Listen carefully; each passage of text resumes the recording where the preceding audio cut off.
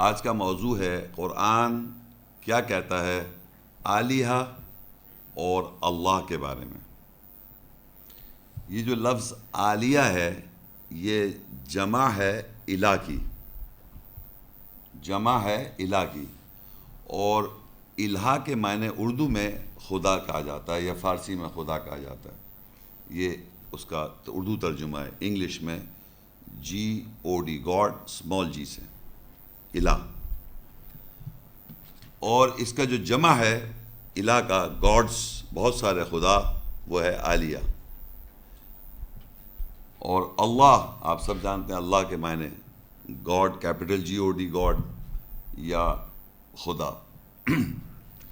Languages میں، مختلف language میں اس کو جب اللہ کے بارے میں بات ہوتی ہے اس کے ہر لینگویج میں اس کا ایک سینونیم لفظ ہے، لیکن جو لفظ آلیہ ہے، اور جو کون ہے وہ آلیہ، جو خدا کی جیسی صلاحیت تو نہیں کہوں گا میں، جو اللہ تعالیٰ کا، جو اگر آپ یہ معلوم کرنا چاہیں اللہ کے کیا معنی ہیں، اللہ لفظ کے معنی یہ ہیں کہ انسان کے ذہن اور جذبات پہ کنٹرول کرنا، یا پوری کائنات کے مالک کو، کائنات جتنی بھی ہے اس پہ پورا کنٹرول، یہ اس کے لفظی معنی سمجھے جاتے ہیں اللہ کے۔ اسی طریقے سے وہ خدا انسان کی سوچوں کو یا اس کے جذبات کو اگر وہ کنٹرول کر رہے ہیں تو وہ خدا بن جاتے ہیں یا خدا کہلاتے ہیں لینگویجز میں۔ اور قرآن مجید میں ان کا ذکر ہے، اور وہ کیسے، اور یہ ہم ٹاپک دیکھیں گے۔ سب سے پہلے تو یہ سمجھیے آپ کہ ہماری جو شخصیت ہے، انسان جو ہے وہ 3 چیزوں سے بنا ہوا ہے۔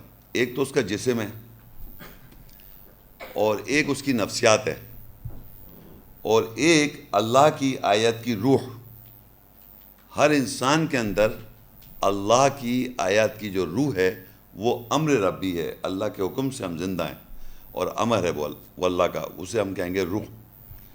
اور دوسری جو نفسیات ہے، ہر مرد اور عورت کی ایک بیسک نفسیات، عورت کا ہونے کا ایک باڈیلی جو فرق ہے اور مرد کا جو فرق ہے وہ تو اپنی جگہ ہے، لیکن نفسیاتی طور پہ ہم انسان کے حیثیت سے جب ایک جنرل بات کریں گے تو وہ ایک نفسیات میں 2 چیزیں آ جاتی ہیں۔ ایک ہوتی ہے عقل، جس کو اردو میں وژڈم یا دانائی کہتے ہیں، انگلش میں وژڈم، اردو میں دانائی، اور عربی میں حکمت بھی کہا جاتا ہے۔ اور دوسرا ہوتے ہیں جذبات۔ عقل اور جذبات کا ایک میل ہے آپس میں، ان کا ایک مل جل کے وہ انسان زندگی گزار رہا ہوتا ہے۔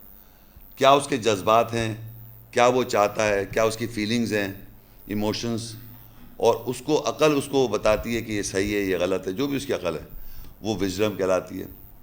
تو آپ دیکھیے جذباتی طور پہ مرد ہو یا عورتوں میں زیادہ جذبات ہوتے ہیں، لیکن بیسکلی جذبات جنرلی ایک تو ہوتے ہیں محبت، ایک جذبہ ہے، انتقام بھی ایک جذبہ ہے، نفرتیں بھی ایک جذبہ ہے، حسد کرنا بھی ایک جذبہ ہے، خوشی اور غم، تکالیف کو رونا، ہنسنا اور خوف، یہ سارے جذباتی باتیں ہیں انسان کے اندر ہوتی ہیں۔ یہ مختلف سچویشن میں آتا ہے تو یہ اس کو ساتھ اس کو یہ محسوس ہوتی ہیں۔ تو یہ جذبات جو ہیں ان کا کنٹرول کون کر رہا ہے؟ وہ عقل کر رہی ہے، وہ ہے دانائی یا وژڈم یا انٹیلیجنس۔ یہ دونوں چیزیں نفسیات کے اندر ہیں، اور ہمیں یہ معلوم نہیں ہے، یا کچھ حد تک تو ہمیں معلوم ہوتا ہے اپنے گھر سے، ماں باپ سے، کچھ ہم فطری طور پہ بنائے گئے ہیں، کچھ ہماری پروگرامنگ ہو جاتی ہے، یا ہمیں ایسا بتا دیا جاتا ہے، تو ہم اپنے جذبات کو اور عقل کو جو مناسب صحیح سمجھتے ہیں اس کے مطابق زندگی گزار رہے ہوتے ہیں۔ بیسکلی فنڈامنٹلی بنیادی طور پہ جذبات جو ہیں انسان کے، اب یہاں میں صحیح اور غلط جذبات کی بھی بات نہیں کر رہا، جو بھی جذبات کسی کے آدمی ہے کے اندر ڈیولپ ہو رہے ہیں، تو وہ اگر ڈومینیٹ کرنے لگیں آپ کی عقل پر، تو پھر وہ آپ کی جو عقل ہے وہ جذبات کے خاطر، اس جذبے کے خاطر وہ کام کرتی ہے۔ فرض قائم پر مجھے چوری کرنی ہے، ایک میرے کو لگ رہا ہے یہ فلانا بینک پہ اتنا روپیہ ہے، یہ میرے پاس آ جائے، اب یہ جذبہ ہے کہ میرے پاس آ جائے، تو یہ جو جذبہ مجھے ہو رہا ہے، تو اس کے لیے میں عقل کو استعمال کروں گا کہ کسی طریقے سے کسی کو پتہ نہ چلے یہ پلاننگ کروں اور میں پیسے چرا لوں.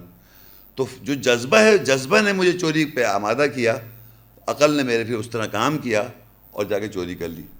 اور عقل اگر ڈومینیٹ کر رہی ہے جذبے تو عقل کہے گا کہ نہیں یہ چیز صحیح نہیں ہے، تمہارے پیسے جو تمہیں ملیں اسی کے مطابق تمہیں زندگی گزارنی. تو وہ عقل اس کو ڈائریکٹ کرتی ہے. تو بعض دفعہ جب جذباتی طور پہ جذبہ جب حاوی ہو جاتا ہے آدمی پر، عورت ہو یا مرد، تو پھر وہ غلط یا اچھا کام کرتا ہے. اچھا، دوسری چیز یہ کہ ایک آئیڈل جسے کہتے ہیں، آئیڈل IDOL، بت جسے کہتے ہیں بت، یہ عربی کا لفظ ہے وطن، واو سے نون، وطن، جس کے معنی ہیں بت. اور یہ وہ بت ہیں، مطلب ایک تو یہ تو فزیکل بت ہو، یا آپ کے دماغ میں بت بنا لیں آپ کسی کا، اور اس کے مطابق اس کے بارے میں کوئی ایک آپ اپنے دماغ سے اس کے بارے میں ایک فیلنگ بنا لیں کہ یہ ایسا شخص ہے، یہ ایسی چیز ہے، اس سے مجھے یہ فائدہ ہوگا. تو یہ جو آپ نے بنایا بت، یہ وثن اس کو وہ کہتے ہیں. اور اوثان اس کی جمع ہے، بہت سارے بت. اسی طرح تماثیل، امیج، ڈرامہ جسے کہتے ہیں، ڈرامے دیکھتے ہیں آپ، تماثیل ایک ٹی وی پہ آتا ہے نا، ڈرامے آ رہے ہیں، تماثیل. اور موویز، پکچر دیکھتے ہیں، یا ایلیگریز ہوتی ہے نا، کیا کہتے ہیں، محاوروں پہ زندگی گزار رہا ہوتا آدمی. ایک بات مسئلہ ہے، ایک محاورہ کوٹ کر دیا ہے کہ یہ محاورے سے آپ سمجھ جائیں اس بات کو. تماثیل جو ہے وہ اس طرح کی سچویشن سے ریلیٹ کر دینا ایک بات کو. یہ قرآن مجید میں ورڈز یا لفظ آئے ہیں بت کے شکل کے، ان کو بت پرستی جسے کہا جا رہا ہے. اور دوسرا ہے صنم، صنم اس کی جمع اسنام. یہ بھی ایک بت ہوتا ہے، مگر محبت اس میں جذبہ جو ہے، محبت کا جذبہ انوالو ہے. یہ تینوں ورڈ قرآن مجید میں بت کے طور، جب بت کی ذکر آتا ہے قرآن مجید، وہ اس طرح بیان کیا جاتا ہے. تو یہ دیکھیے کہ ہمارے اس میں قرآن مجید میں اللہ تعالیٰ نے فزیکل بت کا ذکر کیا ہے، یا اس جذبے کا ذکر کیا ہے جس کی وجہ سے وہ بت پرستی ہے اس کو آدمی مانتا ہے. یہ غور کرنا ہے آپ نے کہ کیا وہ جو بت ہیں وہ فزیکل بت کی روٹ کاز کیا ہے، وہ جذبہ جو ایک تعلق کریٹ کر رہا ہے وہ ہے، یا فزیکل بت. میں چند نام بتاؤں گا آپ کو، یہ نام عربی میں ہے، اس کے ترجمہ ہے، اس کو ہم دیکھیں گے پھر لیکچر میں کیسے یہ آتے ہیں. دیکھیے سورہ نور 71 سورت اس کی 23 آیت، ودّا، یہ عربی کا لفظ ہے، اس کے معنی اردو میں دوستی یا محبت، فرینڈشپ یا لو. اللات، سورہ نجم 53-19 آیت میں اللات، اس کے معنی کاش، کاش اس کے معنی کاش ہے. النجم سورہ 53-20 آیت، منا یعنی منتیں یا تمنا. النجم سورہ 53-20 آیت، العزہ عزت، آنر. الفرقان 25-43 آیت، ہوا خواہش، ڈیزائر. نوح 71 آیت 23، یغوس مدد چاہنا. سورہ نوح 71-23 آیت، یعوق رکاوٹ ڈالنا. نوح سورہ 71-23 آیت، نصرہ گدھ ولچر. سورہ نوح 71-23 آیت، سوع وقت گھڑی یا آور یا گھنٹہ. الصافات 37-125 آیت، بعلا شوہر کو بھی، شوہر کو سمجھنا یا ہسبینڈ کو امپورٹنس دینا اس حد تک. التوبہ 9-31 آیت، احبار عالم فاضل. التوبہ 9-31 روبان دہشت گرد. شورا 26-29 فرعون. المائدہ 5-116 عیسیٰ اور مریم، عیسیٰ ابن مریم، عیسیٰ السلام اور مریم علیہ السلام کو بھی خدا کا درجہ دیا جاتا ہے. حامیم 41-37 شمس کو والقمر، سورج اور چاند. یہ نام ہے جو ہمارے قرآن مجید میں اللہ نے ان ناموں کو بیان کیا. ان کے اپنے ایک معنی ہیں، اور ان کے جو معنوں میں اگر آپ غور کریں گے کہ یہ معنی میں ہی بات واضح ہو جاتی ہے یہ کیا ہو رہا ہے. اب دیکھیے جیسے ودّا ہے، یہ خدا کیسے بنتے ہیں وہ سمجھنا ہے آپ نے. ودّا بیسیکلی اس کے معنی محبت، محبت کرنے کا جذبہ اللہ تعالیٰ نے ہم کو دیا ہوا ہے. تو محبت کرنے کا جذبہ جب اللہ نے ہمیں دے دیا تو غلط تو ہو نہیں سکتا وہ. اللہ تعالیٰ نے کہا ہے محبت کرو ماں باپ سے, بہن بھائیوں سے, بیوی سے, شوہر بیوی سے کرے, بیوی شوہر سے, بچوں سے. یہ جو ایک محبت کا, یہ آپس میں محبت کے اندر رہو, یہ کوئی جذبہ غلط نہیں ہے. لیکن غلطی کہاں ہوتی ہے؟ جب محبت کے جذبے میں آپ اتنا بڑھ جائیں کہ جو اللہ کا قانون ہے کہ آپ کو اللہ تعالیٰ نے کہا کہ یہ اللہ کا کوئی بھی ابھی قانون میں بتا رہا ہوں ابھی ایگزامپل, وہ قانون کو آپ اس سے اوپر جا کے اس سے محبت کرنے لگیں تو کیا ہو جائے گا؟ وہ جذبہ جو ہوگا, وہ جذبہ ہٹ کے وہ خدا بن جائے گا. تو یہ محبت کا جذبہ جو ہے وہ لمیٹڈ ہے, اللہ نے ہم کو دے رکھا ہے تاکہ ہم اس جذبے کو کنٹرول کریں عقل سے, جو اللہ نے احکامات بتائیں قرآن میں. آپ اللہ کے بتائے ہوئے احکامات کے مطابق اگر اس جذبے کو نیچے رکھیں گے, صحیح جگہ محبت کریں گے تو وہ محبت رہے گی, وہ جائز ہے. دوسرا لفظ ہے جیسے منات, تمنا. اب یہ تمنا آدمی کرے کہ میں جنت میں چلا جاؤں یا اچھے میرے ساتھ اچھے عمل ہو جائیں میرے, تو اس کے لیے مجھے محنت کرنی پڑے گی. لیکن خالی میں بیٹھا تمنا کرتا رہوں تو وہ غلط ہو جائے گا.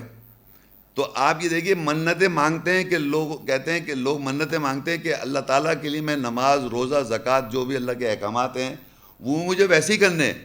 لیکن میں تمنا کیا کر رہا ہوں کہ اگر آپ اللہ ایسا کریں گے, کنڈیشن ڈال رہا ہوں, تب میں یہ بکرے کو ذبح کر دوں گا اللہ کے نام پہ, یا میں کسی کو مرغی کالی کاٹ کے دے دوں گا, یا اتنے پیسے غریب کو دے دوں, جب اللہ تعالیٰ میری سنے جو میں چاہ رہا ہوں.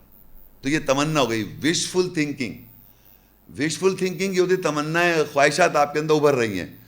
یہ خواہش ابھرنا اگر اس کے اوپر آپ صحیح عمل کر رہے ہیں, صحیح عمل بھی کر رہے ہیں ساتھ میں, تو تمنا نہیں رہے گی, ورنہ تمنا ہوتی رہے گی. اور اگر آپ اس میں ملوث ہو جائیں تو آپ یقین کریں یہی سوچتے رہیں گے, تمنا ہو جائے میرے ساتھ, کاش ایسا ہو جائے, ایسا ہو جائے, ایسا ہو جائے, میرے ساتھ ایسا ہو جائے. پریزنٹ ٹینس میں, حال میں آپ یہ تمنا کرتے رہیں کہ میرے ساتھ ایسا ہو جائے, تو کیا بات ہے. تو یہ تمنائیں جو ہے نا, یہ آپ کو اگر اس میں ملوث ہے تو آپ باہر آئیں اس سے, زندگی سے. ورنہ یہ وہ سارے ہیں جھوٹے خدا, بتوں کے نام جو اللہ کے ساتھ شریک کیے جاتے ہیں, یعنی اللہ کو نہیں سمجھ دیتے, اسی چیز میں آپ ملوث ہیں. دوسری ہوا خواہشات.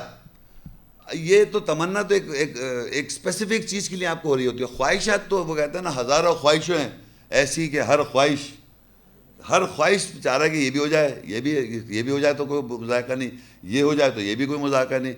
جتنی آپ خواہشات پہ زندگی گزار رہا ہوتے ہیں نا کہ بھائی یہ خواہش ہو جائے پوری میری, یہ خواہش پوری ہو جائے, وہ خواہش پوری ہو جائے, تو یہ جو ہے نا خواہشات جو ہے نا یہ آپ کو نقصان کرے گی. خواہش کرنا, پھر اس کے لیے محنت کرنا, اس کے لیے ایفرٹ ڈالنا, اور اگر نہیں ہوئی پوری تو صبر کرنا, یہ ہے زندگی. لیکن آپ کہیں کہ نہیں یہ ہو میرے ساتھ, یہ خواہش جو ہے پوری ہو کے رہے, اور بغیر محنت کے لیے آپ اس کے پیچھے لگ جائیں جذبہ خواہش, تو وہ غلط ہو جائے گا. اچھا, یہ سارے وہ علاقے ایسے بنتے جا رہے ہیں, یہ بتا. پھر دوسری چیز العزہ, عزت, آنر. یہ تو میں کہتا ہوں اتنی خطرناک بات ہے تو سبھی خطرناک, کہ لوگ اس کے خاطر جان دے دیتے ہیں. ہماری ناک کٹ گئی, بالکل بے عزت ہو گئے, ہمارے کپڑے اتر گئے, ہمارا یہ ہو گیا. یعنی عزت جو ہے نا, سب سے زیادہ انسان کی جو مصیبت ہے وہ عزت, آنر. ہر آدمی جو جھوٹا ہے, جو غلط کام میں ملوث ہے, چاہتا ہے میری رسپیکٹ ہو. اگر آپ اچھے کام کر رہے ہیں اور آپ کو کوئی برا کہہ رہا ہے تو آپ کو پرواہ ہی نہیں ہے. لیکن کیونکہ آپ غلط کر رہے ہوتے ہیں, جھوٹ بول رہے ہوتے ہیں, زندگی خراب گزار رہے ہوتے ہیں, تو آپ چاہتے ہیں میری عزت ہو, لوگ مجھے اچھا سمجھیں. تو یہ یاد رکھیں, عزت ہمیشہ وہ آدمی چاہ رہا ہوتا ہے دنیا میں جو غلط کام میں ملوث ہے. اور جو سچا آدمی ہوگا, جو سچائی میں, دیکھیں رسول صلی اللہ علیہ وسلم سے سچا اور تو کوئی نہیں ہے نا. انہوں نے جتنے اچھے کام کیے, جو کچھ ہے, سب نے ان کو جھوٹا کہا, ہر رسول کو جھوٹا کہا. تو وہ تو پریشان نہیں ہو گئے, وہ تو میسج دیتے رہے. پھر ہے نثر, گدھ. اب گدھ دیکھیں, گدھ بھی ایک بڑی خطرناک. دیکھیں ہر وہ آدمی جو میں آپ کو بتا رہا ہوں جو اللہ کی احکامات کو زندگی سے وابستہ نہیں رکھے گا, ان چیزوں میں پھنسا ہوا ہوگا. دیکھیے گدھ وہ ہے کہ ہر وقت جب ملیں گے دو آدمی, یا دو عورت مرد, یا مرد مرد, یا آپس میں جب فیملی میں ملتی, کوئی نئے آدمی سے ملاقات ہوتی ہے, تو ایک دوسرے کے اوپر نگاہ رکھی جاتی ہے کہ یہ آدمی کیا کہہ رہا ہے، اس کی غلطی پکڑی جائے، اس کی کمزوری پکڑی جائے. تو جب آدمی دوسرے کی کمزوری کو آئیڈینٹیفائی کر لے گا یا اس کی برائی کو سمجھ لے گا کہ یہ برائی ہے، تو اس کی بات ہی نہیں سمجھے گا. وہ سمجھے گا یہ آدمی صحیح ہے ہی نہیں. تو اس کو آپ نے غلط سمجھ لیا نا. تو آپ کے اپنے بنائے ہوئے سٹینڈرڈ سے اپنے کلچر کے مطابق دوسرے کو آپ نے فیل کر دیا. تو جب یاد رکھیں آپ نے اپنے سٹینڈرڈ سے دیکھنا ہے اور اس پہ آپ کو پتہ نہیں وہ صحیح ہے غلط، کیونکہ تحقیق تو کی نہیں کسی بات کی. جھوٹی باتیں سن کے جھوٹ سننے کے عادی ہیں اور اس جھوٹ سے دوسرے کو دیکھ رہے ہیں ولچر کی نگاہ سے کہ اسی میں غلطی پکڑ لوں، اس کی میں غلطی پکڑ لوں، اس کی میں غلطی پکڑ لوں. جب آپ یہ غلطی پکڑ رہے تو آپ خود صحیح نہیں ہو رہے. تو میں بتانا ہی چاہ رہا ہوں کہ ہر آدمی دوسرے آدمی کی غلطیاں نکال رہا ہے اپنے سٹینڈرڈ سے اور دوسرے کو غلط سمجھ رہا ہے، تو وہ خود کچھ نہیں کرے گا، وہ کبھی کچھ سیکھ نہیں سکتا. یہ ولچر کی عادت ہے جو ہمیشہ ہر وقت دوسرے آدمی پہ غلطی دے، اسی میں ملوث ہے. اور میں کہہ رہا ہوں نا، یہ یاد رکھیں سب سے ڈینجرس باتیں میں بتا رہا ہوں، یہ وہ باتیں جو اللہ کو کبھی، یہ باتیں وہ ہیں جو لکھی ہوئی ہیں، یہ اللہ کو نہ سمجھنے کے لیے ساری باتیں. رکاوٹ ڈالنا یہ ہوتا ہے کہ ایک مسئلہ ہے، میں آپ کے دفتر آیا، میں نے کہا بھائی یہ کام ہے، یہ فلاں، کہ کل آئیے گا. فالتو بیٹھے ہوئے ہیں، باتیں ہو رہی، گپے چائے وائے پی، بھائی یہ دیکھیں یہ میرا کام ہے بہت، کہ کل آئیے گا. رکاوٹ ڈال دی. ایک تو یہ طریقہ ہے کہ کل آئیے، کل جب پہنچے تو کہہ لیں اب تو دفتر بند ہوگا، پھر پرسوں آئیے گا. اب یہ کنٹینیوس رکاوٹ ڈال رہے ہیں. آپ کا ایک جینوئن کام ہے، آپ کو رکاوٹ ڈال. ایک تو یہ رکاوٹ، ایک آدمی کوئی صحیح کام کر رہا ہے اللہ کی نظر میں، اس کے اندر اڑاس ڈال دی، تو یہ رکاوٹ ڈالنا ہو گیا. یغوس، مدد چاہنا.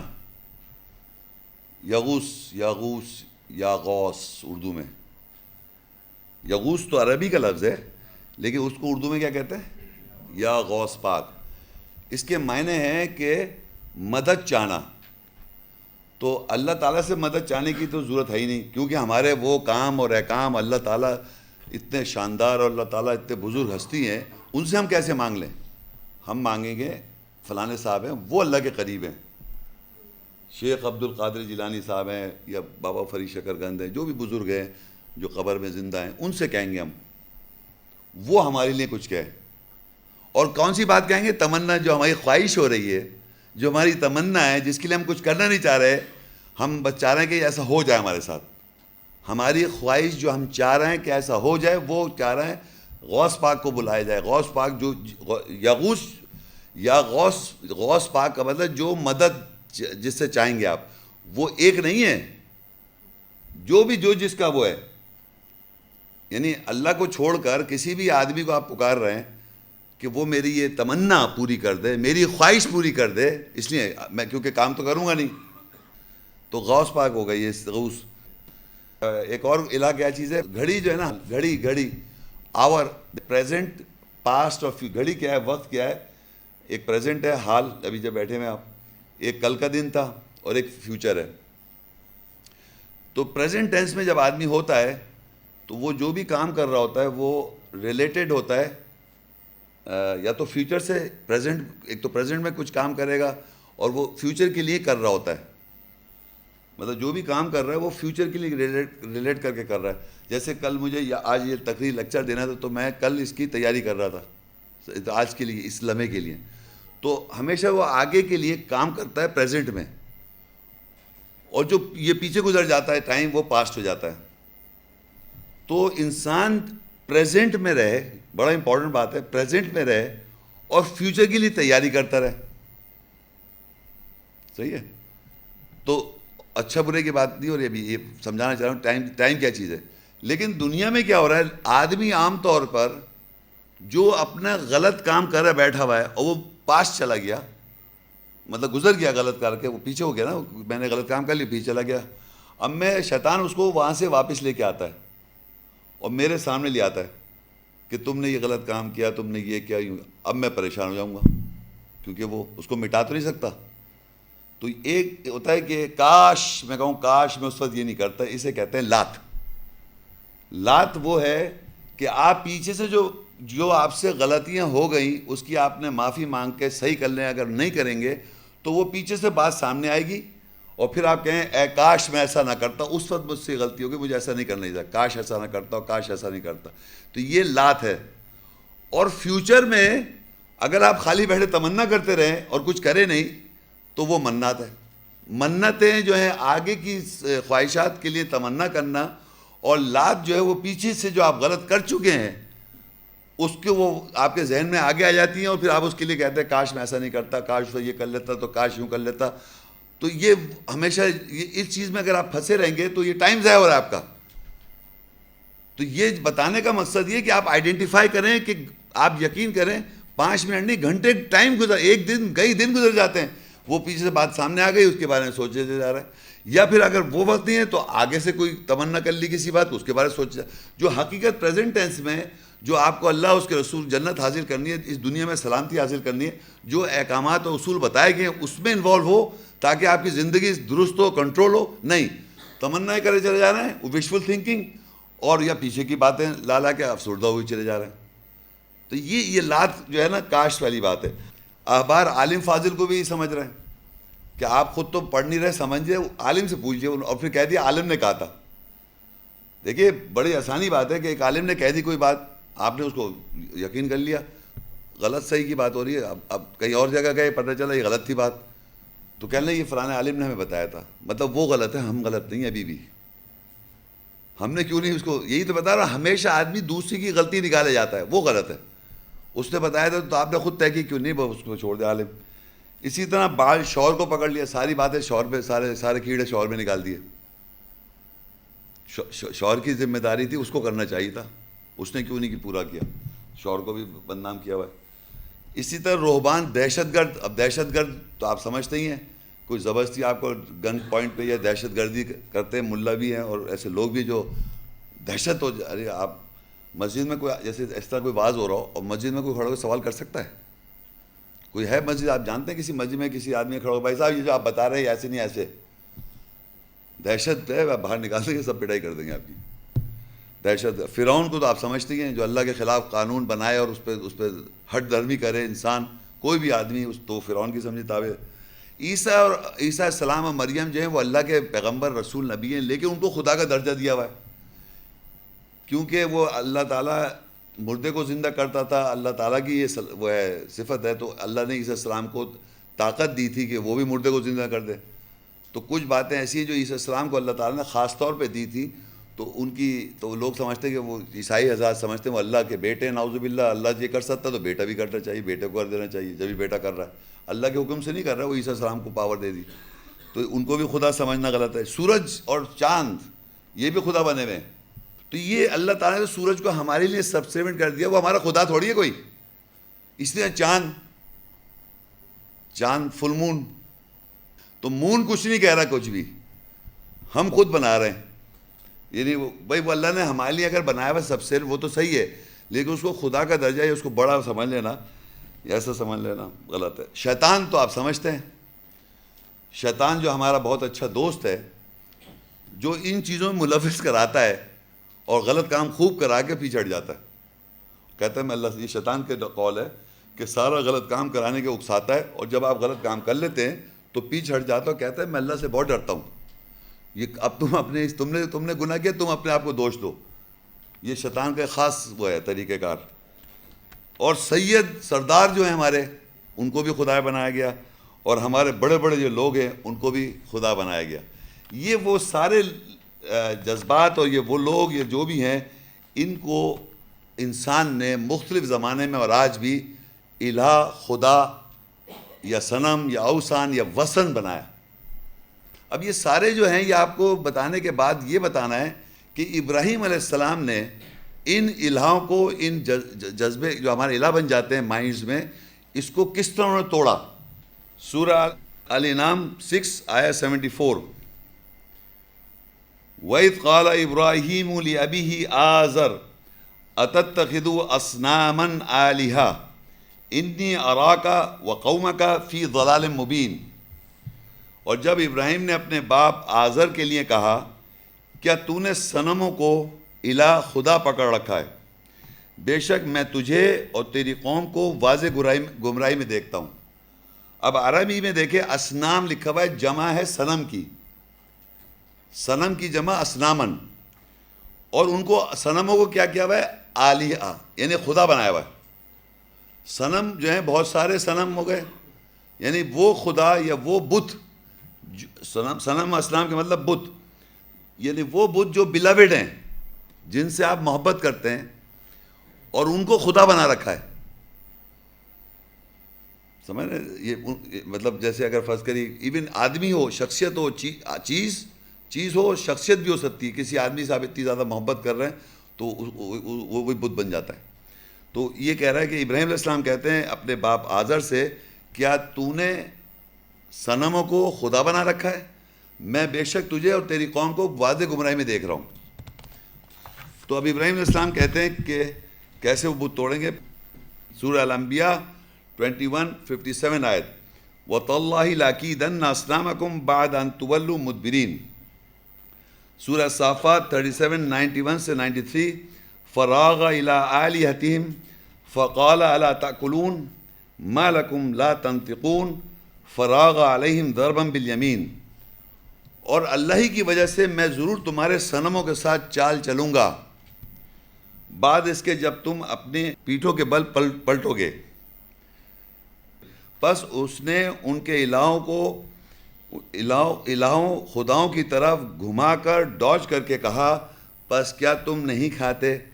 کیا ہے تمہارے لیے؟ تم منطق سے نہیں بولتے. پس اس نے ان کے اوپر گھما کر ڈوج کر کے داہنے کے ساتھ ضرب لگائی. یہ آیتیں ہیں. اب یہ آپ کو بڑا امپورٹنٹ ہے سمجھنا کس طریقے سے ابراہیم علیہ السلام نے لوگوں کے بت توڑے.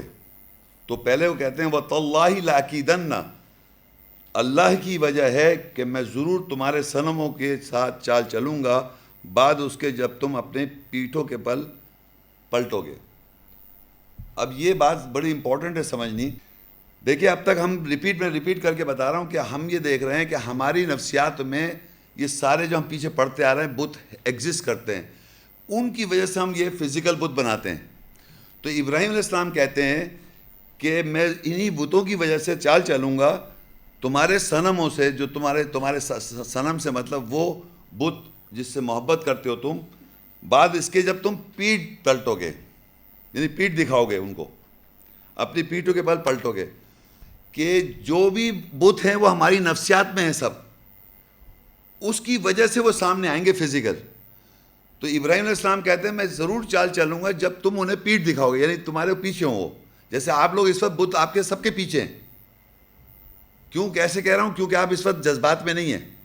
آپ نے سب نے عقل سے آپ سن رہے ہیں کہ یہ بات کیا ہو رہی ہے.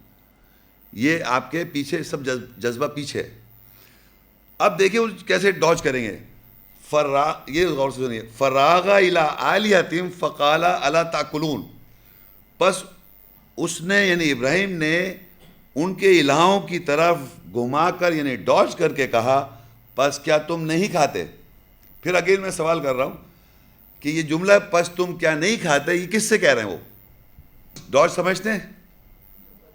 ہاں، ڈوج کرنے کا مقصد آپ نے دیکھا وہ ہاکی میں ڈوجنگ ہوتی ہے کہ وہ بلے کو ایسے دکھاتا ہے کہ جیسے میں ادھر مار رہا ہوں شاٹ، تو آپ کا دماغ وہاں گیا اور ادھر مار دیا ہے نا. تو ابراہیم علیہ السلام نے ان کے لوگوں کے الہ جو تھے ان کی طرف ڈوج کیا. تو سب سمجھے کہ یہ الہوں کی بات ہو رہی ہے. کس کی طرف ڈوج کیا؟ الہوں کی طرف، خداؤں کی طرف، جو ہم نے ابھی پڑھے. تو سب ادھر چلے گئے نا. کیا تم کھاتے نہیں ہو؟ تو کس سے کہا گیا؟ لوگوں سے کہا یا الہوں سے؟ لوگوں سے. کہ وہ ڈوج کیا ان کی طرف اور کہا کہ تم کھاتے نہیں ہو. ما لکم لا تنطقون، تمہیں کیا ہو گیا؟ تم عقل سے کام نہیں، لاجیکلی بات نہیں کرتے، منطق سے نہیں بات کرتے. پھر دوسری بات کی منطق سے نہیں بات کرتے. اب لوگ سمجھے تو ہمارے سے کہا جا رہا ہے. تو دیکھیے لکھا فراغ علیہم ضربا بالیمین. پھر انہوں نے لوگوں کی طرف ڈوج کیا. اب لوگ سمجھے ہم سے کہا جا رہا ہے تو انہیں ضرب لگا دی ادھر الہوں کی طرف. سمجھے؟ 2 بار تو انہوں نے ڈوج کیا کس طرف؟ الہوں کی طرف. تو لوگ سمجھے الہوں کی بات ہو رہی ہے. وہ انہی سے کہہ رہے تھے تم کھاتے نہیں ہو، تم لاجیکلی بات نہیں کر سکتے. تو دا مومنٹ انہیں ریلائز ہوا کہ یہ ہم سے کہا جا رہا ہے تو انہوں نے پھر ڈوج کیا ان کی طرف. فراغ علیہم، ان لوگوں کی طرف ڈاج کیا ضربم بالیمین، اور دائنے سے، رائٹ سے، دائنا مطلب رائٹ یہاں جو ہوتا ہے صحیح سے، رائٹ مطلب صحیح ہے یہاں پر، دائنے کے ساتھ ضرب لگائی. یعنی جب ان کو یہ پتہ چلا کہ لوگوں پر یہ ہم سے کہا جا رہا ہے تو وہ اپنی طرف متوجہ ہوئے، تو ان کے جو الہ تھے ان پہ انہوں نے ضرب لگا دی، ان کی طرف ڈاج کیا انہوں نے. آخر میں فراغ علیہم، انہوں نے ڈاج کیا ان کے اوپر، اور دائنے کے ساتھ انہوں نے ضرب لگا دی الہوں پر. سمجھ آ گئی نا سب؟ اب کیا ہوا؟ تو الہوں پہ جب ضرب لگی تو کیا ہوا؟ فجعلہم جذاذا الا کبیرا لہم لعلہم الیہ یرجعون، بس اس نے ان کے خداؤں کو ٹکڑے ٹکڑے کر دیا، یعنی جو ان کے خدا بنے ہوئے تھے ان کے ذہنوں میں وہ ٹکڑے ٹکڑے ہو گئے، سوائے ان کے بڑے کے، تاکہ وہ اس کی طرف رجوع کریں. دیکھیں پھر میں اسی آدمی سے پوچھوں جو فرسٹ ٹائم، تو سارے لوگوں کا سب سے بڑا بت کون سا ہے دنیا کے اندر؟ ہر زمانے میں بڑا امپورٹنٹ سوال ہے یہ، ہر زمانے میں ہر انسان کا سب سے بڑا بت کون سا ہے جی؟ ایسی جگہ سوچیں، ایسی جگہ کون سی جگہ ہے جہاں پر تمام انسانیت کا بت سب سے بڑا وہی ہے؟ نہیں، یہ جو نہیں جو ہم نے بتایا ہے اسی میں ہوگا کوئی، آپ الگ سے نہیں، جو سن رہے ہیں یہیں سے سوچنا ہے آپ نے. جی اللہ تعالیٰ، خدا. اور دیکھیے اب میں دوبارہ پڑھوں آپ سمجھ جائیں گے. بس اس نے خداؤں کو ٹکڑے ٹکڑے کر دیا سوائے ان کے بڑے کے، تاکہ وہ اس کی طرف رجوع کریں. ابراہیم علیہ السلام نے سب بت توڑ کے اللہ کا جو بت ہے، اللہ بت جب تک ہے جب آپ سے بات کمیونیکیشن نہیں ہے، آپ کا رجوع نہیں کیا آپ نے، اللہ کو رجوع نہیں کر رہے آپ. جب آپ اللہ کی بات نہیں جانتے، اللہ کیا کہہ رہا ہے، میں پوچھوں اللہ آپ سے کیا کہہ رہا ہے، آپ کو نہیں پتا، تو وہ بت ہے آپ کا. بت ہوتا ہے کہ یہ بول رہا ہے کہیں، تو اللہ کا بت ہے. آپ کو پتا اللہ کیا کہہ رہا ہے؟ اگر آپ کو نہیں پتا، پوری دنیا کے انسان کی بات کر رہا ہوں میں، جب تک قرآن کی آیتیں آپ پڑھیں گے نہیں تو اللہ تعالیٰ کا بت ہے آپ کے ذہن میں، وہ ایک بت ہے. اللہ اکبر. پوری دنیا کے وہ ہللویا ہللویا کرسچنز کہتے ہیں ہللویا.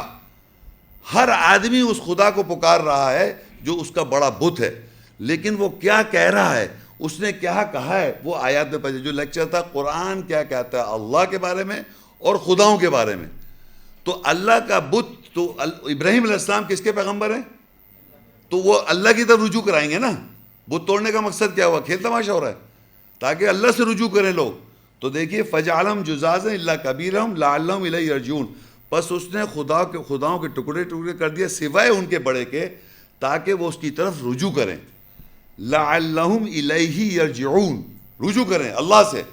وہ ابراہیم علیہ السلام نے تو توڑ کے بڑے بت کی طرف رجوع کروایا، تو لوگ یہ کہہ رہے ہیں رجوع نہیں کر رہے بڑے سے، انہوں نے یہ کہا. سمجھ آ رہی بات کو؟ اور انہوں نے کہا قالوا انت فعلت هذا بآلهتنا یا ابراہیم، انہوں نے کہا اے ابراہیم کیا ہمارے الہوں خداؤں کے ساتھ تو نے یہ کیا ہے؟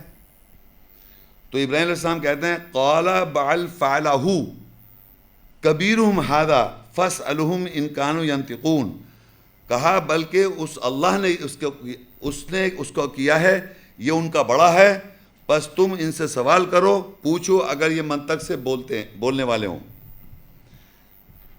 دیکھیے عربی میں لکھا ہے قال بل فعلہ، بلکہ اس نے اس کو کیا ہے، یعنی اس نے، یعنی اللہ نے، یہاں لکھا ہوا نہیں ہے عربی میں، لیکن اس نے اس کو کیا. کس نے اس کو کیا؟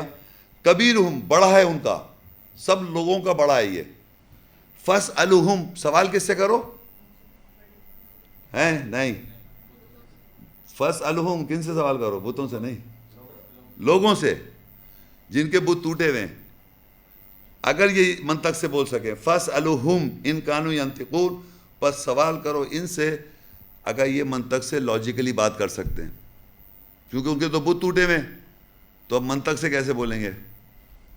لیکن میں آپ کو سنانا چاہتا ہوں یہاں سے تھوڑی سی دیر کے لیے، آپ ہوا کیا ہمارے معاشرے میں، یہ جو ابراہیم علیہ السلام نے بت توڑے، یہ جو حضرات یہاں آئے ہوئے ہیں اور سنتے آ رہے ہیں، ہمارے ذہنوں میں ایک کہانی چل رہی ہے. اس کہانی کا اوریجن کیا ہے؟ عیسائیوں کی کتاب یہ ہولی بائبل ہے، یہ بائبل کتاب ہے، یہ اللہ کی کتاب نہیں ہے، یہ عیسائیوں کی کتاب ہے. اور اس میں ایک گاسپل رائٹر ہے، گاسپل آف بارنابس، انجیل بارنابس. اور وہ کہتے ہیں وہ عیسیٰ السلام کا ڈسائپل تھا. اس کا اس میں ذکر بھی ہے. چار گاسپل رائٹرز میں یہ بارنابس کا نام بھی اس میں ہے. اس آدمی نے بھی گاسپل آف بارنابس اس سے بھی لکھی، بارنابس کے نام سے منسوب ہے گاسپل آف بارنابس. وہ بارنابس جو ہے وہ عیسائی نہیں مانتے. وہ کہتے ہیں ہمارے تو جو 302 تھیں اس میں سے ہم نے جو سلیکٹ کی ہیں وہ gospel according to Mark, Matthew, Luke and John, یہ ہے. ہم گاسپل آف بارنابس کو نہیں جانتے. یہ جو گاسپل آف بارنابس ہے میں اس کو بالکل 100% نہیں مانتا یہ اللہ کا کلام ہے. نہ یہ عیسائی بائبلوں کی کتاب، نہ یہ اللہ کی کتاب ہے، نہ یہ اللہ کی کتاب ہے. لیکن اگر آپ جاننا چاہتے ہیں تو بہت سارے عقائد آپ کے یہاں پر ہیں اور باقی یہاں ہیں.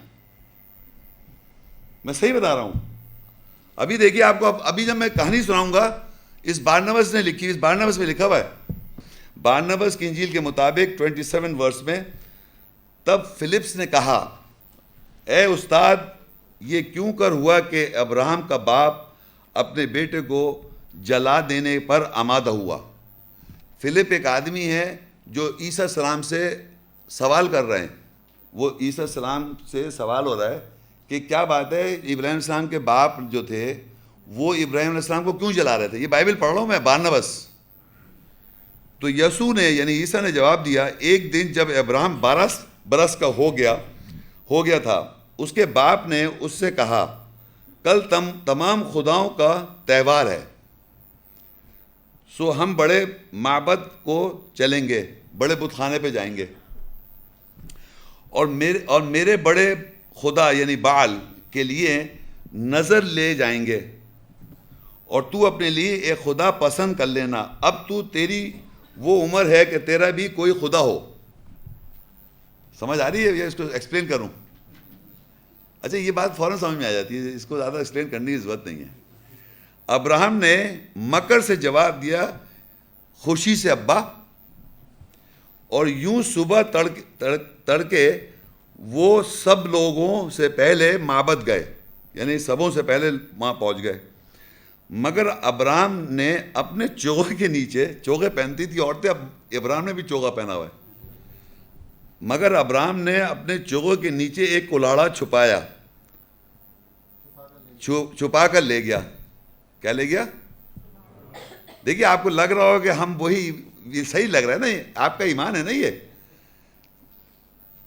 اور اس پر معبد میں داخل ہوا. جب بھیڑ ہو گئی، مطلب بھیڑ بڑی ہو گئی تو ابراہم معبد کے ایک اندھیرے سے حصے میں ایک بت کے پیچھے چھپ گیا. ابراہیم علیہ السلام 12 سال کے یہ گیم کر رہے ہیں. اس کا باپ جب چلنے لگا تو سمجھا کہ ابراہم اس سے پہلے گھر چلا گیا ہوگا، سو وہ اسے ڈھونڈنے نہ ٹھہرا. جب ہر ایک معبد سے رخصت ہو گیا تو پجاری بھی معبد بند کر کے چلے گئے. تب ابراہم نے کولہاڑا پکڑا اور تمام بتوں کے پاؤں کاٹ ڈالے سوائے بڑے بت بال کے. اس کے قدموں پر اس نے کولہاڑا رکھ دیا بتوں کے ملبے کے درمیان، کیونکہ بت پرانے اور ٹکڑوں سے بنے ہوئے تھے سو ٹکڑے ٹکڑے ہو گئے. اس کے بعد ابراہم معبد سے جانے لگا تو کچھ آدمیوں نے دیکھ لیا اور شبہ کیا کہ وہ معبد سے کچھ چرانے گیا تھا. سو انہوں نے اسے پکڑ لیا اور معبد آ کر جب انہوں نے اپنے خداؤں کو یوں پاش دیکھا تو وہ بین کرتے ہوئے یعنی روتے ہوئے آوازاری کرتے ہوئے پکارے جلد آؤ لوگوں، اسے مار ڈالو جس نے ہمارے خداؤں کو مار ڈالا. تب وہاں کوئی 10,000 آدمی پجاریوں کے ساتھ دوڑے ہوئے آئے اور ابراہم سے پوچھنے لگے. اس نے کہا خداؤں کو کیوں تم نے توڑ ڈالا؟ ابراہم نے جواب دیا احمق ہو، کیا کوئی آدمی خدا کو مار سکتا ہے؟ اس کو تو اس بڑے خدا نے قتل کیا ہے. یعنی کس نے قتل کیا ہے؟ بڑے والے نے. وہ کلہاڑا نہیں دیکھتے جو اس کے قدموں کے پاس پڑا ہے. یہ یقینی ہے کہ اسے ساجی گوار نہیں ہے, ساجی گوار یہ برابر کا نہیں ہے. اب آپ مجھے بتائیے, آپ ہاتھ اٹھائیے, کس کا اس بات پہ بھروسہ ہے جو پڑھتے آ رہا؟ ڈر کیوں رہو؟ یہ آپ نے پہلے یہی سنا ہوا ہے نا, ہے آج تک یہی سنا ہے نا. یہ قرآن میں نہیں لکھا ہوا ہے, یہ قرآن میں نہیں لکھا ہوا ہے. جب تک قرآن کو نہیں کھولیں گے اور پڑھیں گے نہیں اور غور و فکر نہیں کریں گے تو وہ ہمارا بت ہے. ابراہیم علیہ السلام ریپرزینٹ کر رہے ہیں, اللہ کے رسول ہیں, وہ اللہ کے رسول بت توڑ رہے ہیں تاکہ لوگ اللہ سے رجوع کریں. یہ تھوڑی کہ انہوں نے جھوٹ بول دیا کہ اس بت سے پوچھو, جیسے کلاڑے سے بت سے پوچھو. یہ جو منطق ہے جو اس بارنباس میں لکھی ہوئی ہے, ایسا نہیں ہوا. انہوں نے کہا کہ لوگوں سے پوچھو, انہوں نے یہ نہیں کہا کہ بڑے بت سے پوچھو. بڑے بت, یہ کہا بڑے بت تو توڑ دیے, لیکن ان سے لوگوں سے پوچھو اگر یہ منطق سے بات کر سکے. آپ سمجھ رہے ہیں, قرآن میں یہ نہیں لکھا ہوا کہ بڑے بت سے پوچھو, کیونکہ ظاہری بات ہے لوگوں کو پتہ ہے کہ یہ بات ہی ہے مکانہ بات ہے. تو یہ فزیکلی بت نہیں توڑے ابراہیم علیہ السلام نے, نفسیاتی طور پہ جو بت ہیں ہمارے سب ذہنوں میں اس کو توڑا انہوں نے. سورہ صاد 38 5 6 7 اجعل الآلہۃ الہا واحدا ان ھذا لشیء عجاب وانطلق الملأ منهم ان امشوا واصبروا على آلہتکم ان ھذا لشیء یراد ما سمعنا بهذا في الملة الآخرة ان ھذا الا اختلاق. کیا اس نے الہوں کو, خداؤں کو ایک خدا بنا دیا؟ بس بے شک یہ تو ضرور عجیب شے ہے. ان کے سرداروں نے ان سے الگ ہوئے یہ کہتے ہوئے چلو تم اپنے الہوں کو, خداؤں پر صبر کرو, بے شک یہ ضرور کسی شے کا ارادہ ہے, ہم نے اس کو کسی دوسرے مذہب میں نہیں سنا, نہیں ہے یہ تو سوائے من گھڑت ہے. یعنی یہ بات جب بت ٹوٹ گئے, جب ان سے کہا کہ اس کو کس سے توڑا, تو لوگوں کی اب ریاکشن دیکھیں کیا ہو رہا ہے. انہوں نے کہا کہ یہ خداؤں کو کر کے ایک خدا بنا دیا ہمارا, سارے الہ کو غائب کر دیے, توڑ دیے, تو ایک رہ گیا نا اللہ. یہ تو بڑی عجیب بات ہے. اور ان کے سردار الگ ہوتے ہوئے کہتے چلو یہاں سے, یعنی جو سردار تھے انہوں نے کہا چلو یہاں سے اور اپنے الہوں کو, اپنے جو خدا تمہارے ان کو, ان پر صبر کرو, جو ہو گیا ان کے ساتھ صبر کرو, بے شک یہ عجیب شے ہے. اور ہم نے تو یہ کبھی کسی اور مذہب میں سنا ہی نہیں, یہ مذہب میں ہم نے بات ہی نہیں سنی کہ ایک ہی الہ ایک ہی خدا ہے. یہ تو بڑی من گھڑت بات ہے, یہ جو من گھڑت بات ہے, یہ جو کچھ سن رہے الہ نفسیات میں. سورہ نوح 71 22 اور 23 وَمَكَرُوا وَمَكْرًا كُبَّارًا, اور انہوں نے تدبیر کی, بڑی تدبیر کی.